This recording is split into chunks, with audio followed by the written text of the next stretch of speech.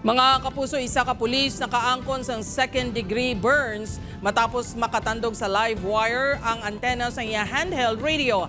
Samtang sa banwa sa Hinobaan, 2 ka persona patay matapos makuryente. Si John Sala nakatuto.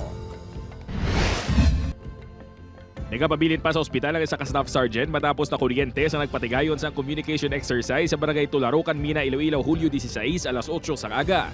Suno sa Mina Police Station, naga-border control sa boundaries ang barangay Tularocan, Mina kag Tularocan, Haniway ang mga pulis sang natabo ang insidente. Gingamit siniyang iya handheld radio apang wala sang signal, gani ginbutangan niya ini sang antena. Pilang nagdukok ang live wire, mga pila na meters away siya. Pagdukok niya, siguro na nakuha ng antena sa radio, nakasustain siya sa sang second degree burn sa may walang kamot kag sa may liog. Nagapabilin pa sa ospital ang pulis nga hilway na sa katalagman. Samtang ginbawian sa kabuhi sa alias Journalin, 36 anyos kag alias Florante, 40 anyos matapos makuryente sa Purok Daisy, barangay Talakagay, Hinobaan.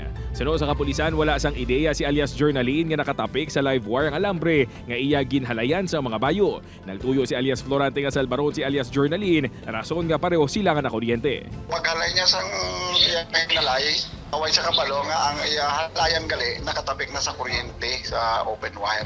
John Sala, 1 Western Visayas.